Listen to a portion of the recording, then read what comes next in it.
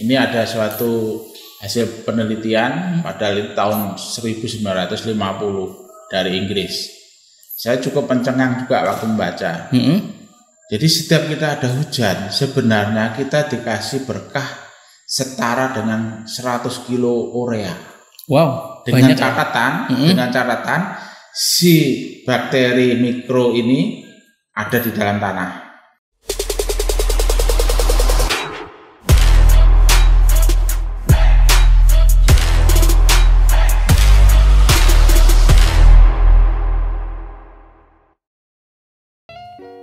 Oke, sahabat tani semuanya, pada kesempatan kali ini kita ketemu dengan Pak Budiono dan kita akan membahas soal pertanian. Nah, jadi gini Pak, akhir-akhir ini kan orang banyak bertanya-tanya, kenapa sih lahan pertanian kok rasanya tuh mengalami penurunan dari segi kualitasnya Pak? Nah, itu kira-kira menurut Pak Budiono itu gimana Pak? Ya, petani kita itu kan sukanya nanam padi, besok padi lagi, besoknya lagi padi. Itulah akhirnya tanah mengalami sesuatu kekurangan pada suatu unsur. Mestinya kita harus memperhatikan tentang kesuburan atau keseimbangan tanah kita.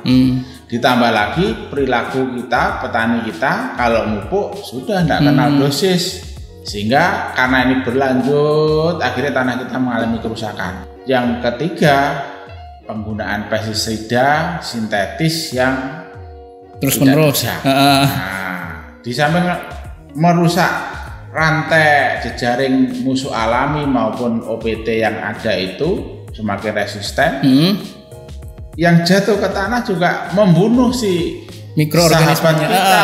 Mikroorganisme itu menjadi mati. Padahal itu adalah ada yang mampu untuk membantu memfiksasi nitrogen, ada yang membantu mengurai fosfat, sehingga saat kita ngasih NPK ataupun SP36 itu masih banyak yang tersisa di tanah, kita musim berikutnya sudah mupuk lagi. Karena dari hasil penelitian pemupukan fosfat itu yang mampu diserap dalam satu musim pertama itu tidak lebih dari 25%. Jadi kalau kita kasih 1 kintal, sebenarnya yang dimakan hanya 25 kilo. Oh, 25. Nah, itu. Lalu harusnya seperti apa Pak supaya bisa terserap lebih banyak lagi Pak? Ya, yang pertama tanah itu harus kita bikin sehat. Nah, untuk sehat itu berawal dari satu pola tanamnya gimana. Jadi kalau misalnya ini padi, ya besoknya jangan padi. Ada senggah, apakah palawija, apa sayur. Nah, baru padi lagi. Bayangkan Mas Rik, kalau itu diambil nitrogen padi saja, kan berkurang. Iya. Sisi lain, karena tidak diambil, akhirnya stoknya berlebih. Itulah yang dikatakan racun. Jadi adanya racun karena dia dosisnya kelebihan, tidak pada porsinya. Itu. Nah, terus yang kedua, saya sarankan petani sebelum memupuk harus konsul ke penyuluh, tanya Pak rekomendasinya berapa, atau kalau di lahan sawah bisa Pak di BPP itu biasanya kan ada alat namanya PUTS, kalau di daerah rawa PUTR, kalau di lahan kering PUTK. Nah, analisa itu Bapak penyuluh, Ibu penyuluh bisa bantu.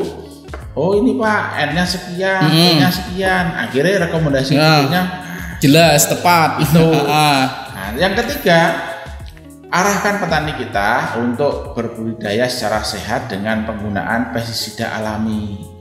Baik itu pakai agen hayati maupun dengan pestisida nabati, lambat laun, kimia sintetis bisa kita kurangi. Sehingga apa? Tidak tekanan itu semakin berat ke tanah. Sahabat kita aja yang bantu kita ikut mati. Nah, jadi dengan pola tanam yang baik, pemberian pupuk yang berimbang sesuai kebutuhannya, kemudian pestisida yang bijak biar dia tidak membunuh dari sahabat kita, ya agen hayati tadi, dan juga otomatis fauna-fauna di tanah seperti cacing, hewan-hewan mikro yang lain itu membantu menyuburkan tanah. Sudah begitu yang ngambil tidak melulu padi, besoknya jagung ataupun sayur dan sebaliknya. Itu. Lalu Pak, mungkin di antara sahabat tani semuanya kan ada lahan tertentu yang memang mungkin bisa tanam padi, tapi kalau memang mau rolling atau mau rotasi kayaknya tidak memungkinkan deh. Contohnya lahan rawa. Nah itu gimana solusinya tuh Pak? Nah, Ini bisa dicoba dan sekaligus mungkin dari pengalaman kami juga bisa kita kembangkan mina padi. Jadi ikan itu yang akan merolling hara itu karena sekresinya dia juga menjadi kesuburan, memberi penghidupan mikro. Kalau ada ikan kita mau nyemprot pakai pestisida kimia otomatis hati-hati, ikannya kita mati nanti. Juga bisa dengan pertanian terpadu. Satu sisi adalah sana ada ternak, ya kita berikan kompos, kita berikan pupuk organik, dan semakin ragam mikroorganisme semakin baik. Kalau kita mau bikin donat itu ada 10 jenis, kok ada satu aja yang tidak kita beri, apa jadi itu donat? Sama dengan tanah. Pekerja kita mikroorganisme seharusnya butuh 1000 jenis, ternyata kita hanya mengandalkan 4 jenis atau 5 jenis saja. Berarti kan ada yang tidak terurai, atau mata rantai mikroorganisme ataupun fauna di dalam tanah kita ada yang terputus. Nah, ini yang harus diperhatikan. Lalu menurut Pak Budiono, sejauh mana sih peran dari mikroorganisme terhadap mendukung kesuksesan pertanian, Pak? Nah, yang pertama yang jelas, kita sering setelah panen kita tinggal. Jerami ini kan harus diurai. Kalau tidak terurai, nanti satu terjadi amonifikasi dari hasil itunya, akhirnya pH-nya drop, pH-nya rendah. Terus yang kedua, otomatis dengan rusaknya atau bahan organik tadi yang tidak sempurna diurai kan menimbulkan bau busuk. Pada akhirnya nanti tikus berkembang. Dengan pH yang rendah juga, yang sebenarnya tadi tanah sudah tersedia unsur A, unsur B menjadi tidak tersedia. Karena ketersediaan hara itu hanya didominasi di pH 5,5 sampai 7. Di luar itu dia sangat rendah. Padahal ada. Seperti gini ibaratnya, Mas Rifki, ini ada makanan, tapi tangannya tidak mau ngambil. Nah, kayak gitu, ada makanan tapi tidak tersedia. Nah, ini ibaratnya seperti itu. Jadi kalau saya boleh saran, ya sebaiknya berikan tadi pertanian terpadu masuk, terus mina padi juga masuk, pemberian bahan-bahan organik yang cukup dengan agen hayati yang lebih beragam. Gitu. Kemudian Pak, kan mikroorganisme itu ada yang sifatnya bisa memfiksasi nitrogen, artinya kan dia ngambil nitrogen di udara kemudian masukin di dalam tanah. Ada juga yang bisa melarutkan fosfat, artinya bisa melarutkan fosfat seperti itu. Nah, boleh nggak Pak dijelasin? Mungkin yang dimaksud dengan fiksasi nitrogen yang dilakukan oleh mikroorganisme itu seperti apa, dan proses pelarutan fosfat itu seperti apa, Pak? Ya, jadi gini, ini ada suatu hasil penelitian pada tahun 1950 dari Inggris. Saya cukup pencengang juga waktu membaca. Jadi setiap kita ada hujan, sebenarnya kita dikasih berkah setara dengan 100 kilo urea. Wow. Dengan catatan si bakteri mikro ini ada di dalam tanah. Yang biasa bekerja di situ biasanya dia itu diantaranya Azotobacter, ya, Nitrosomonas, itu membantu menangkap memfiksasi air dari udara. Dan dia umurnya rata-rata, saya pernah baca referensi itu 4 hari. Cuma 4 hari berarti? Iya umurnya. Kalau dia lebih dari itu mati berarti, Pak? Iya mati. Dia menyumbangkan protein, menyumbangkan senyawa-senyawa selat, dan itu tanah pertanian kita boleh dikata kekurangan selat. Kenapa tanah-tanah dulu itu sehat? Ya, karena masih ragam mikronya masih tinggi, karena ragam hayati biodiversitasnya masih tinggi. Kalau itu udah merosot ya otomatis itu. Terus yang mengurai tadi ada bakteri-bakteri jamur yang memang bagian menguraikan si fosfat. Di antaranya asam-asam fosfat itu bisa diurai sehingga dia dari yang PO3 bisa dimakan oleh tanaman menjadi PO4. Kalau PO3 racun, tapi hanya ketambahan oksigen 1 jadi PO4 makanan. Nitrogen, NO2 nitrit racun. Racun. Tapi ketemu O lagi satu jadi NO3 makanan. Nah, sebenarnya hanya permainan ion kation aja itu di tanah. Iya. Nah, itu yang memainkan mikroorganisme. Itu. Lalu kalau boleh kami tahu Pak, bahan-bahan apa sih yang mungkin selama ini terbuang oleh petani yang sebetulnya justru bagus bagi makanan mikroorganisme Pak? Ya, jadi yang pertama kalau kita amati petani kita, satu, sering membakar jerami secara terbuka. Sekam sering dibakar di penggilingan-penggilingan secara terbuka. Nah, ini yang harus kita jadikan arang. Berarti arangnya Pak ya, yang maksudnya ketika kita membakar tapi nggak sempurna jadi hitam-hitam kayak gitu ya Pak? Nah, jadi kalau dia putih itu kandungan silikatnya tinggi dan itu tidak baik. Ya, benar padi butuh silikat, tapi dia pada kadar tertentu malah menjadi rusak tanah kita. Berarti silikat terlalu banyak juga nggak bagus Pak ya? Ya, terus dia yang lebih dibutuhkan adalah senyawa karbon. Karbon. Makanya sekarang udah rame digaungkan bagaimana menekan efek rumah kaca itu, emisi karbon tadi. Karena kalau karbon bisa kita stok di dalam tanah, otomatis CO2 tidak ada di udara. Nah, itu kita tangkap karbon supaya tersimpan di tanah.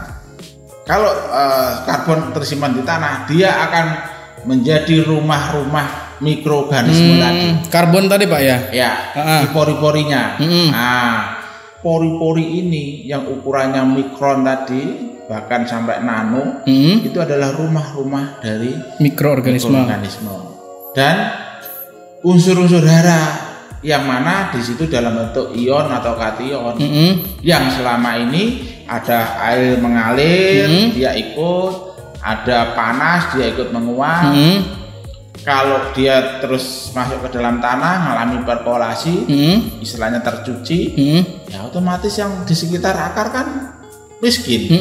Nah, tapi kalau ada senyawa karbon atau arang tadi, atau bahasa kerennya biochar, nah, itu akan menjadi daya serap. Jadi diikat baik air, nutrisi, menjadi rumahnya bagi si mikro sahabat kita tadi, otomatis dia tidak kemana-mana, ngumpul di sekitar akar, otomatis akar tanaman akan sehat. Lalu arang sekamnya tuh apakah cukup arang yang mungkin yang hitam-hitam itu, atau mungkin ada proses lagi Pak supaya bisa memaksimalkan dari Jadi gini, pengalaman dari beberapa perbandingan kami, kalau arang itu hanya kita onggokan arang ya, sekem hanya kita bakar sampai hitam saja. Itu kalau 1 hektar kita butuh 5 ton. 5 ton Pak, banyak juga ya. Tapi kalau kita serbukkan, digiling berarti Pak ya? Nah, betul, di dismil, ditepungkan, itu kita hanya butuh 1/10-nya. Berarti lebih hemat. Jauh. Kalau ada alatnya yang kami sudah kembangkan juga, itu namanya teknologi nano, itu malah hanya butuh 50 kilo sehektar.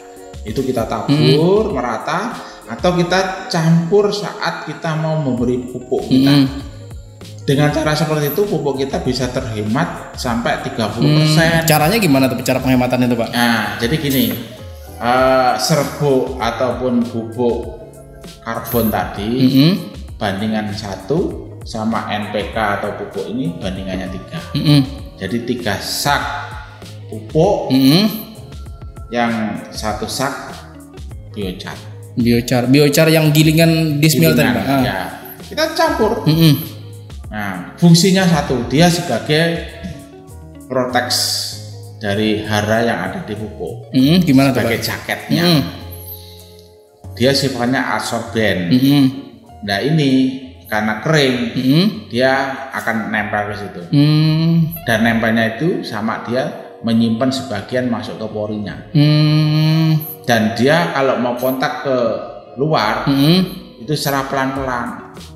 Tidak seperti sekarang, karena tidak ada jaketnya, kita pupuk urea, ya hari ini menguap, mengalir, yang bisa diserap tanaman ya tidak lebih dari 30-40 saja. Berarti boleh nggak saya simpulkan Pak bahwa ketika ada yang biochar, mungkin saya bilang mungkin mikrobiochar Pak ya, karena nanobiochar kan ada lagi.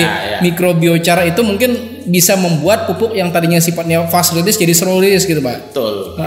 Menjadi pelan dikeluarkan. Dan itu rambatannya juga seperti elektro. Jadi kalau di sana semakin banyak yang perlu disuplai ya dia akan mengeluarkan banyak. Tapi kalau di sana sudah cukup ya dia pelan akan ditahan. Itu jadi kayak alir gitu. Kalau air sudah seimbang ya sudah berhenti. Tapi kalau ini berkurang ya air itu kan akan ngalir. Sama dengan apa yang disimpan di dalam biocat itu. Lalu berarti efeknya kita tuh nggak perlu terlalu sering lagi pupuk Pak ya? Betul. Bahkan kandungannya, jumlahnya pupuk biasanya kalau 3 kintal kalau sudah dicampur dengan biocat ini maksimal 2,5 250 kilo aja. Bahkan kalau tanahnya sudah semakin membaik bisa dikurangi sampai 200 kilo.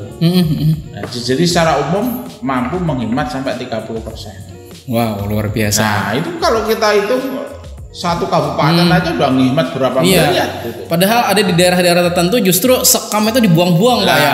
Sisi lain pupuk kesulitan. Ya, kalau pupuknya tersedianya terbatas, apalagi harganya mahal, kita harus hemat. Kalaupun ada dihemat-hemat. Nah, caranya tadi dikasih jaket supaya tidak cepat habis. Lalu mungkin pasti sahabat tani di sana pasti bakal bertanya-tanya Pak, kan tadi pembuatan sekamnya itu apakah cukup hanya digiling biasa atau ada proses yang lain Pak untuk menciptakan mikrobiochar tadi Pak? Ya, jadi waktu pembakarannya kan harus tertutup. Jadi kita bikin itu kayak drum, ada 2 ukuran. Drum yang kecil itulah tempat sekam ataupun tongkol jagung kita ataupun seresah atau biomasa apapun di situ. Nah, itulah yang kita bakar secara tidak langsung. Karena yang kita bakar adalah drum yang besarnya. Dan tertutup. Karena kalau ada oksigen yang masuk, karbonnya akan lepas. Kenapa? Karbon ketemu oksigen jadi CO2. CO2 ke udara. Berarti nggak bisa kayak yang di petani-petani kan kadang udah ditumpuk kan sekam ditumpuk terus dikasih sesuatu terus dibakar di dalamnya, nggak bisa pakai cara gitu Pak ya? Itu efisiensinya nggak lebih dari 50-60%. Kenapa? Ya tadi itu yang di permukaan ini udah kontak dengan udara, ya dia terbang. Itu. Cuman kalau di tingkat petani mungkin pasti bakal banyak yang bertanya kan, otomatis kalau kita membuat seperti itu kita butuh alat lagi Pak.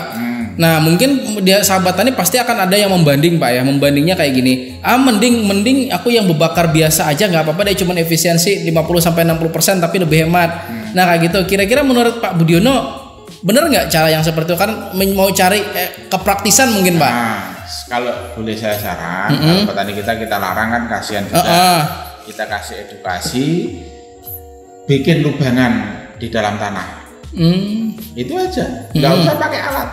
Lubangan gali dalam tanah 1 meter, ya tentunya di tempat yang kering. Gali 1 meter, sekam kita masukkan. Nah, udah kita bakar. Nanti otomatis Pak, itu nanti yang di ujung sana kita kasih lubang. Biar apa? Jadi tadi untuk keluaran apinya ini biar kalau apinya tidak dapat oksigen juga mati juga. Nah, paling tidak sudah terbatasi jumlah oksigen di dalam pembakaran itu. Artinya kalau itu bisa kita batasi, yang mengalami pelepasan CO tadi ya bisa dikendalikan. Nah, ya tadi itu paling tidak kalau yang terbuka hanya 50%, kalau dengan yang di dalam tanah tadi ya 70 lah, kan sudah meningkat itu, sudah cukup baik. Lalu kalau yang terbuka tadi 50-60 kan otomatis misalnya anggaplah itu sudah jadi arang sekamnya Pak ya. Nah kalau itu digiling jadilah mungkin serbuk kecil. Bisa nggak itu masih tetap bermanfaat nggak itu Pak? Ya itu yang kita harapkan dengan bubukan yang karbon hitamnya tadi yang sudah kita bikin tepung atau bubuk tadi. Itu yang kita manfaatkan. Tapi itu 50-60% loh, bahkan terbuka, nggak apa-apa ya berarti. Nah, makanya tadi itu, kalau misalnya tadi butuhnya kita perlu 500 kilo, ya kalau dengan cara itu ya butuh 1 ton. Ya kan? Berarti meskipun dengan cara yang mungkin tidak efisien, tetapi dengan dosis yang ditambah bisa berarti Pak ya? Bisa. Oke. Banyak kan? Artinya kan ini alternatif dan angin segar nih buat teman-teman semua. Ya tapi sebenarnya ada peluang satu lagi Pak. Kalau sampean bisa bikin alat tadi dari drum bekas, kita dapat satu produk yaitu namanya smoke liquid, asap cair. Itu untuk pelarut pestisida nabati. Nah, itu juga peluang buat petani untuk menghemat pestisidanya. Tadi menghemat pupuknya, sekarang supaya pengendaliannya secara bijaksana, ya harus pakai Pesnap. Pesnap kalau hanya ditumbuk-tumbuk semprotkan. Waduh, yang mati Pak, yang mati Pak, karena kelarutannya rendah. Dari asap cair tadi dia bisa melarut sampai 80-90%. Ya itu. Mungkin kalau Pak Budiono boleh sharingkan sedikit apa sih yang terjadi kok bisa asap cair itu bisa memperkuat atau mengefektifkan dari kekuatan pestisida nabati Pak? Iya, jadi gini, kalau kita beli pestisida di pabrikan itu ya, itu kan ada 3 komponen bahan aktif. Nah kalau kita contoh kalau di Mimba salah satu bahan Pesnap ya, itu kan ada senyawa NIM-nya. Nah itu bahan aktif. Kalau asap cair tadi kita berikan, dia akan menjadi pelarut karena dia hidrokarbon. Nah kalau di pupuk pestisida sintetis yang di pasaran itu pelarutnya hidrokarbon, tapi kita bisa bikin sendiri dari asap cair. Berarti sebenarnya selama ini sesuatu yang dapat mengefektifkan kegiatan pertanian itu ada aja sebetulnya di sekitar kita. Di sekitar kita, apalagi kalau daerahnya banyak itu kelapa serabut, itu lebih bagus itu. Jadi makin tinggi kualitas bahan limbah, dia makin tinggi dia punya efek ke tanaman kita. Itu. Lalu kalau bahan-bahan untuk pembuatan kayak macam asap cair yang paling tinggi menurut sepengalaman Pak Budiono itu dari bahan apa Pak? Serabut kelapa. Serabut kelapa. Bisa. Terus yang kedua dari ini pelepah atau tangkosnya sawit, itu bagus juga. Kalau yang arang sekam tadi di nomor berapa tuh Pak? Nah itu medium lah. Medium. Tengah-tengah berarti. Ya, masih cukup ya, lumayan lah. Tuh, karena kalau yang tadi itu mahal itu. Saya pernah dapat tawaran dari Jerman itu, dia berani beli 1 kilo sampai 150. 150.000 1 kilo. Gitu. Nah ini yang saya menggelitik, ada apa mereka berani beli mahal? Ternyata senyawa karbon di sana mahal. Dan sudah dipakai untuk industri-industri berat, termasuk HP kita ini sudah mengandung senyawa nano karbon tadi, nano cat itu tadi. Nah, itulah. Jadi, itu kalau kita terapkan ke pertanian kita, insya Allah dia akan lebih dahsyat lagi. Sayangnya di tempat kita belum terekspos, akhirnya kan belum pada tahu. Padahal kan di daerah sana orang berani bayar mahal. Ya itulah makanya ini di era digital ini moga-moga ya silaturahim kita ini bisa menjadikan inspirasi dan motivasi bagi teman-teman penyuluh, kelompok-kelompok tani. Ternyata di sekitar kita itu kekayaannya luar biasa. Iya, bahkan luar negeri saja itu mau beli itu. Nah, apalagi dengan sekarang tahu kalau pemanasan global pengaruhnya karena efek rumah kaca, dan itu diakibatkan karena emisi gas karbon tadi. Nah untuk meredam itu apa? Yaitu pemanfaatannya Pak. Ya. Jadi lingkungan dapat, ekonomi dapat, sosial yang dulunya orang kerja sendiri bisa gotong royong di kelompok. Jadi aku punya sekem berapa 5 karung. Nah, jadi nanti kelompok yang milenial itu bisa dibuat semacam regu untuk memproduksi itu. Oke, yang selanjutnya nih Pak. Ini kan di tengah mungkin sudah isu beberapa, bukan isu ya, fakta yang terjadi di beberapa bulan terakhir kan, harga pupuk melambung tinggi. Nah sebenarnya kita sebagai petani gimana sih supaya bisa apa ya, mengefektif dan mengefisienkan dalam penggunaan pupuk itu, Pak? Ya, jadi seperti yang tadi saya sudah awali, bahwa dengan menggunakan biocat tadi kita bisa mengefisienkan 30%. Bayangkan kalau 1 hektar bisa dihemat 1 karung saja 50 kilo. Nah ini kalau ada 1000 hektar udah 50 ton. Nah 50 ton kali harga katakan 3.000, kali berapa itu sudah. Jadi penghematan pupuk bisa dilakukan dengan biocat. Mengenai siasat bagaimana kita bisa menghemat penggunaan pupuk, yang kedua adalah dengan pola tanam, biar tanah itu tetap sehat. Contoh sekarang, sebenarnya nitrogen kita tidak usah beli. Kalau kita punya biocat, tinggal kencing sapi, disiramkan ke situ, N-nya sudah tersimpan di dalam biocat. Jadi biocar kasih siram sama kencing sapi udah jadi, Pak ya? Sudah. Ada proses fermentasi nunggu nggak atau gimana gitu? Itu paling nggak seminggu. Kenapa? Air kencing sapi, Mas, itu mengandung 1-2% nitrogen. Apalagi kalau sapi yang betina lagi hamil atau lagi menyusui, itu bisa sampai 3-4%. Bayangkan.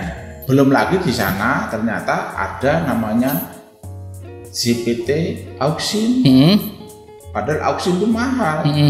Itu 1 liternya paling tidak mengandung 0,248 ppm. Dan itu penggunaannya 1/10.000 saja itu sudah punya efek. Kalau GPT di situ. Dari yang apa? Yang dari kencing sapi yang di biocar tadi, Pak? Iya. Nah, untuk merangsang pertumbuhan akar supaya dalam perebutan hara tadi tidak cepat hilang di lingkungan, akar ini kan harus kita bikin sehat. Dibikin terjadi apa ya istilahnya akar-akar baru atau muda. Nah itu kita bisa pakai air kelapa. Air kelapanya siramkan ke biocat. Jadi biocar siramin air kelapa. Ya. Dosisnya berapa tuh, Pak? Maksudnya biocar berapa, air kelapa berapa? Ya. Jadi gini, secara umum kalau kita punya biocat katakan 1 kilo, ya setidaknya itu pada titik kejenuhan dia kita siram paling tidak 1-2 kalinya. Jadi misalnya ini ada kencing sapi 1 liter, ini air kelapa 1 liter, biocatnya ini 1 kilo sampai 1,5 kilo. Kita siramkan gitu. Duh Pak, nanti kan apa jemek gitu. Biarkan dia menguap, itulah air yang menguap. Tapi kalau yang nitrogen, nutrisi-nutrisi yang lain dia dijerap oleh diikat sama anunya. Iya, jadi benar. kayak difilter. Air boleh keluar, tapi nutrisi diikat sama dia. Iya. Tapi kalau boleh nggak Pak air kencing sapinya diganti Pak? Ya. Sama kencing sendiri Pak? Nah, ya kita ada beban moral saja. Kalau sisi kandungan justru lebih baik. Oh lebih baik ya? Ya, hanya secara kultur, sosial itu masih belum diterima. Apalagi tanda petik kita nggak tahu kalau kita kencingnya kita sendiri mungkin kita sehat, kita tahu lah untuk tanaman nggak masalah. Tapi kalau orang lain, jangan-jangan kena penyakit A, B, C, iya. itu aja. Sebenarnya. Berarti kalau memang mau penggunaan buat kita pribadi ya punya kita sendiri nggak masalah. Ya, silakan. Yang penting nanti jangan bilang ke tetangga, Bu ini tak kasih sayur ini. Oh iya Pak, makasih. Padahal itu kencingnya kita. Nggak mau masak dia lagi. Ya hanya itu aja. Jadi kalau kita mau menambahkan itu, ya kita sarankan dari kencing ternak. Yang paling bagus malah kencing kambing atau kelinci. Itu paling bagus. Baru sapi. Nah kalau kita misalnya mau punya ternak ayam, nah dari kotorannya itu yang kita bikin cair, terus kita siramkan ke biocat, atau sebaliknya biocat yang kita tabur ke kotoran sapi atau kotoran ayam tadi, sehingga dia akan menjadi kompos plus biocat. Mungkin tambahan lagi Pak, soal biocar ini kalau diaplikasikan single Pak ya, maksudnya single itu kan sendirian. Jadi bisa nggak biochar itu langsung kita taburkan pada lubang-lubang tanam, Pak? Kan misalnya contoh saya nanam cabai, Pak ya. Cabainya kan udah anggaplah usia pertengahan sekitar 30 sampai 40 hari misalnya. Nah, boleh nggak biochar itu langsung ditaburkan di lubang-lubang tanam? Ya, kalau kita sebar atau kita tabur ke lubang tanam ataupun kita campur dengan kompos, itu yang pertama, dia ternyata mampu menjadi deremediasi. Jadi untuk penyihatan dari tanah kita. Ya tadi itu, E-nya diambil, fosfatnya diambil, kaliumnya diambil, ada seng di situ tidak diambil. Akhirnya kan kandungannya tinggi. Iya. Nah, yang tinggi inilah yang diserap sama biochar tadi. Jadi racun-racun di tanah dia akan diremediasi, dinetralkan oleh si biochar. Terus yang kedua, kalaupun ada kelembapan yang terlalu tinggi, dia serap air itu, dia simpan. Berarti justru lebih mengamankan dari risiko penyakit, Pak ya? Nah, langkah berikutnya, karena di situ sudah ada rumah-rumah agen hayati, ya otomatis. Jadi tentara-tentara kita berupa agen hayati tadi, Trichoderma ataupun yang lain-lain itu, dia sudah punya benteng. Nah, sementara ini bentengnya pora-poranda kena pestisida. Selama ini bukan benteng, Pak, banteng. Ya itulah artinya. Dengan kita berikan biochar banyak manfaat bagi petani, baik secara tanahnya menjadi lebih baik, secara fisik, secara kimia, secara biologi, kelembapannya tanah bisa dijaga. Apalagi di Kalimantan, tanah liat, kalau udah basah berat, diolah sulit, kalau udah kering wantat luar biasa. Nah, itu perlu bahan organik atau karbon ini. Itu. Terlebih, Pak, sekarang kan musim hujan, Pak ya. Musim hujannya mungkin bisa dibilang hampir semua tanaman itu kan risiko penyakit, Pak ya. Boleh nggak biochar ini kita tabur ke lubang tanam sebagai langkah antisipasi terhadap penyakit, Pak? Ya. Jadi pertama, biochar ini dia mampu menyerap unsur-unsur yang ada di sekitarnya. Terus yang kedua, ternyata dengan dia punya muatan yang netral ini, dia mampu menangkap racun-racun tadi, baik itu yang muatan positif maupun yang negatif. Nah, penyakit ini banyak di gram negatif, artinya tidak seliweran, ganggu akar kita, dijerat sama dia. Padahal di dalamnya sudah ditunggu oleh agen hayati kita, dia diam, hancurkan di situ. Jadi kayak ini istilahnya kita mau menjala penyakit, dijala dia. Setelah dijala, di dalamnya sudah ada tentara kita. Jadi seperti itu kerjanya. Jadi kelihatannya sadis tapi ya seperti itu.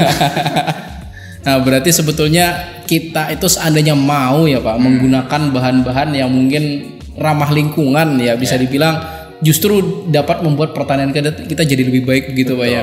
Itu yang mungkin saya bisa sampaikan. Semoga apa yang tadi kita diskusikan ini bisa menjadi inspirasi, motivasi, dan juga menjadi harapan kita bersama.